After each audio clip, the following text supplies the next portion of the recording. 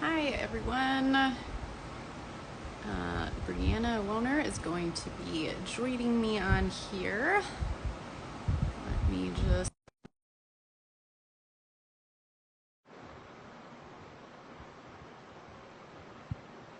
Alright, should be popping up here in just a minute.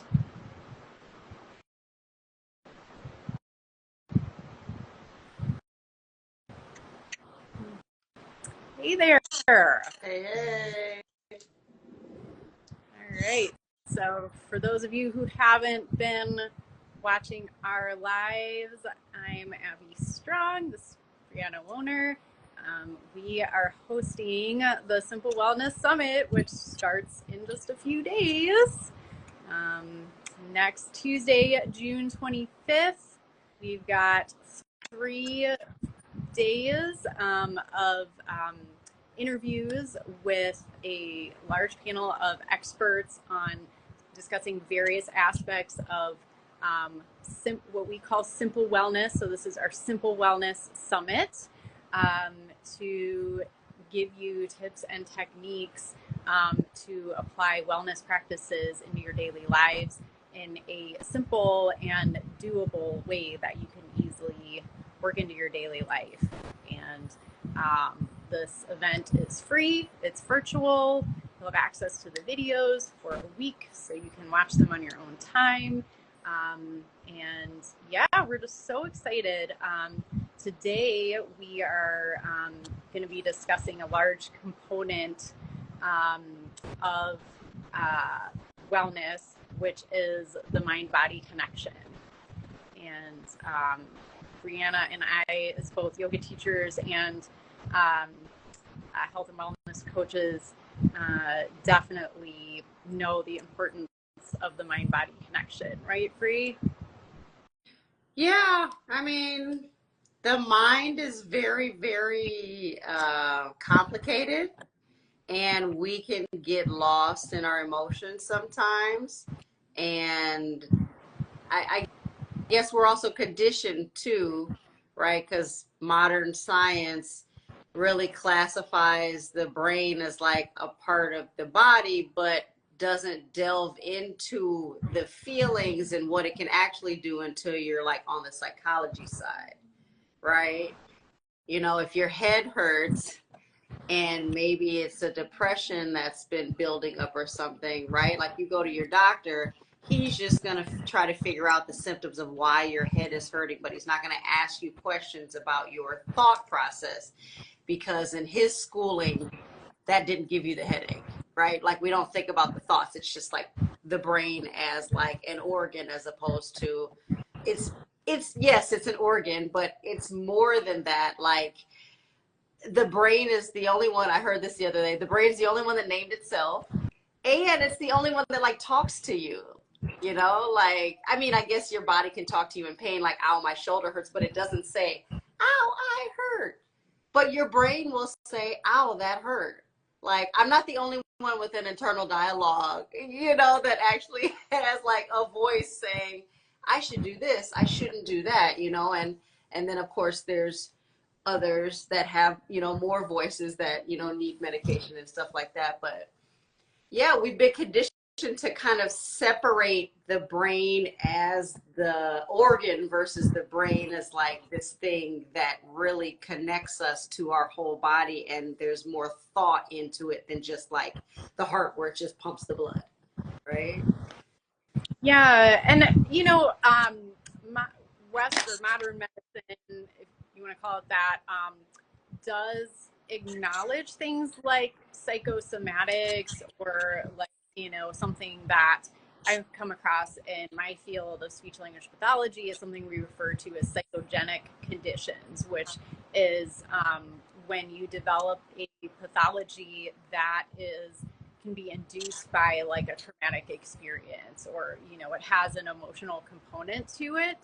But in my clinical and personal experience, I found that even though that's something that modern medicine is aware of, they don't know what to do with it.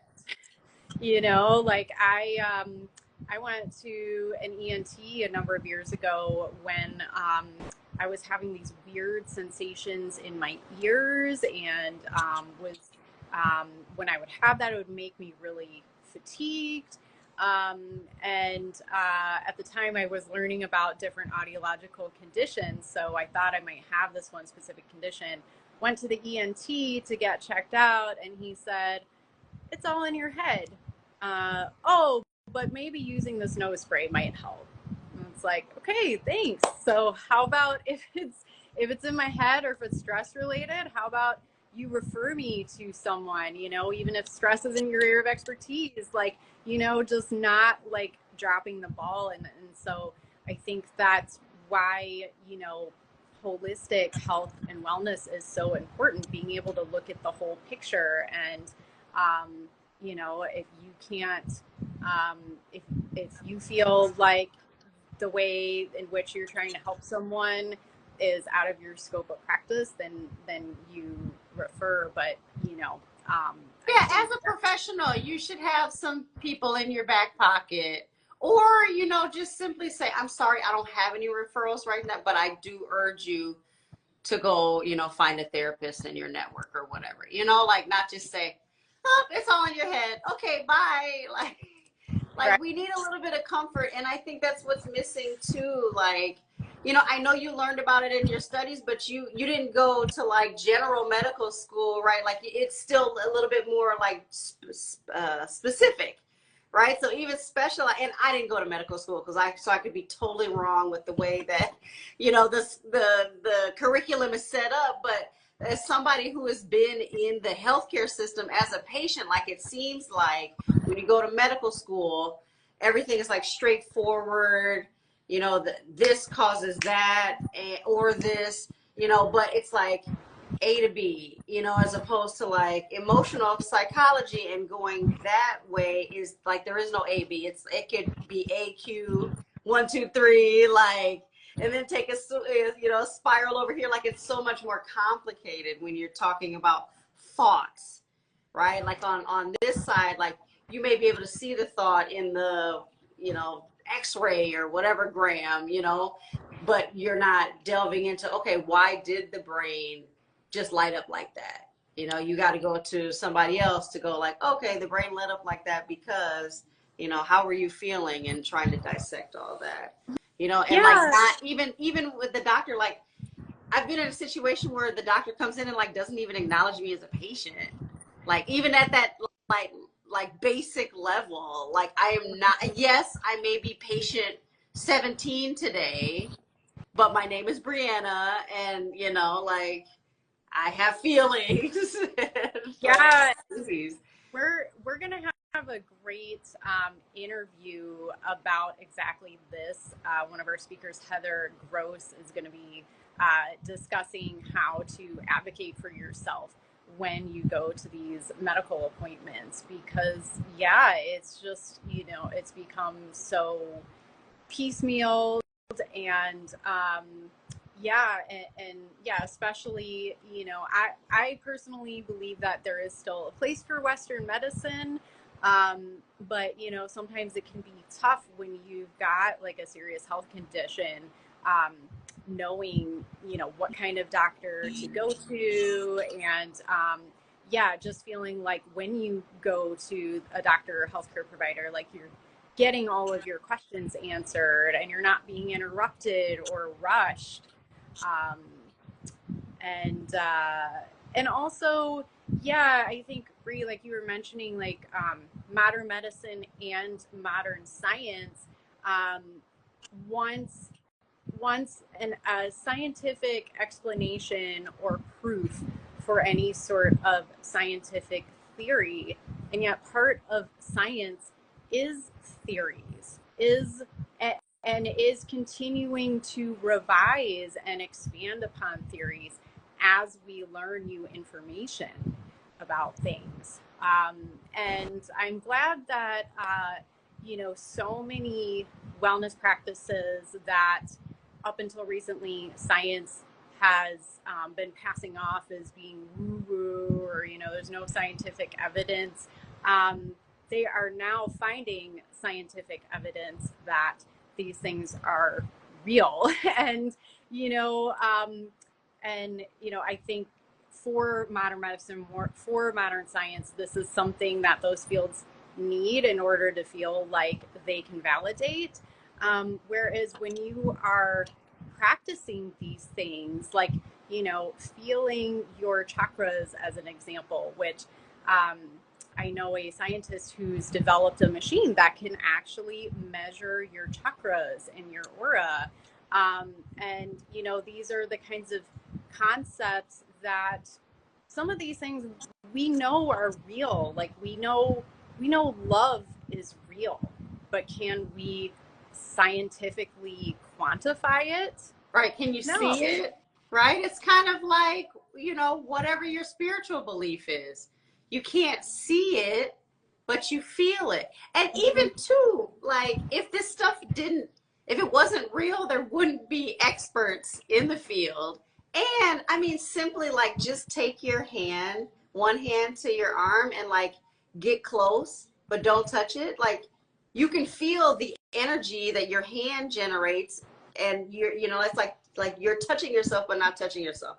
So Yeah. there is, like, yes, like it is scientifically proven, like we have energy bodies, and then there are people that have been studying it for thousands of years, and again, like I'm not kicking Western medicine because obviously we need it, but I feel like they try to make it a one-stop shop where it should be more holistic, right? Like, yes, you need Western medicine for this, and then you need alternative medicine for that, right? And then you need a therapist for that. Like, it shouldn't just be, oh, well, I'm just going to listen to this one doctor, because we're humans and we're only going to know so much, we're only going to retain so much. And so I think too, in the medical field, if you say like, I don't know, but have a referral or a reference, up your sleeve, like, I don't know that, and I've been hearing it a lot, but I know somebody that can talk to you about that, right? Mm-hmm. And not feeling like you are the end all be all too, because you're human, you're not going to know everything, and stuff,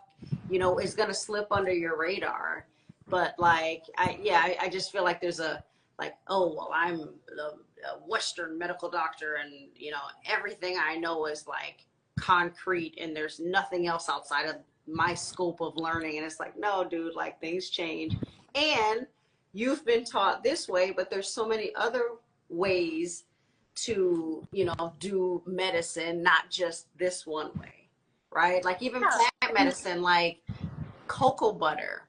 If anybody knows about cocoa butter, like there are healing properties in cocoa butter. And when I was younger, I had a long, like, gotten, it's funny now, I got into a fight with a kite string, but yeah, like I had this traumatic experience with a kite string going up my face. I had this long scar, and this, cocoa butter coming from the cocoa plant, and they mix it up and mush it up and sell it to you. Like, it helped to get rid of my scars. So like, as opposed to taking maybe like a steroid that somebody made in the lab, like this was actually, like Mother Nature, generated this. Aloe, right? When you burn yourself, you could buy the over the counter stuff, or you could literally go somewhere where they have aloe plants, buy yourself an aloe plant, and then you got aloe for the whole summer.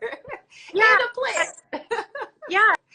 I just wanted to say too, like, even if you're, using more naturally derived, herbs and things of that nature, or even, information that you get from holistic health practitioners, like a naturopathic doctor or something like that, even things that,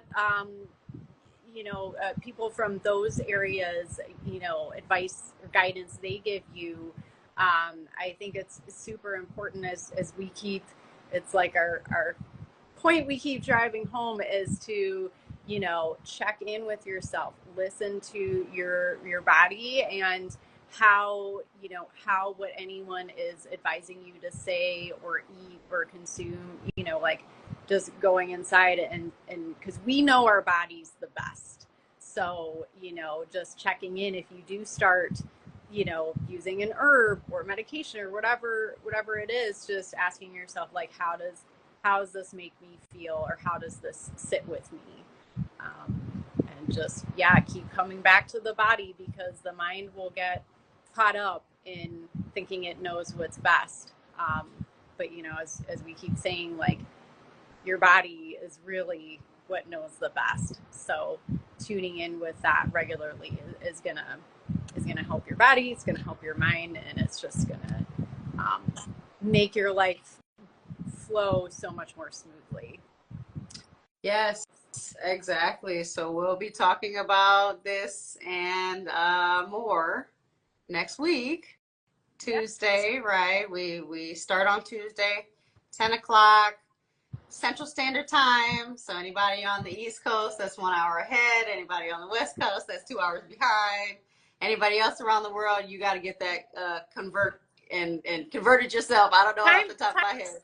Timedate.com. They've got a There you go, converter. timezones.com. But the 25th through the 27th, we will be sharing our insights with you and with our experts. So us and our experts will be sharing our insights with you on our health and wellness journeys and what's worked for us, and giving you those tidbits that you can insert into your daily life to make it easier to make that transition, right? Because this is a transition. You just don't all of a sudden lose weight overnight, or, you know, regrow your hair, or, you know, learn something, right? No one becomes a doctor overnight. So it's the progress, you know, so just these little things that you can insert every day, you know, to get you started on your journey, or continue with your journey, because we want to honor the work that you are doing as well. So Yeah, that's one thing I keep meaning to point out, that the summit is really for people in all stages of their wellness journey. You know, whether you're just getting started, or you're a little bit more advanced. oh my God, I'm learning so much. You know, I know a lot, and yeah, I'm teaching, but I'm learning too, like from our speakers. So yeah.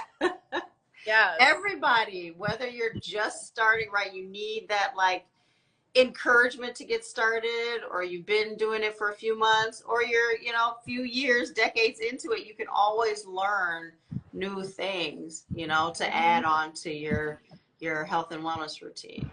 Yeah, and I guarantee you, whatever stage you're at, there's going to be something for you to learn. We got 22 guest speakers and 24 videos, so enjoy. Yes.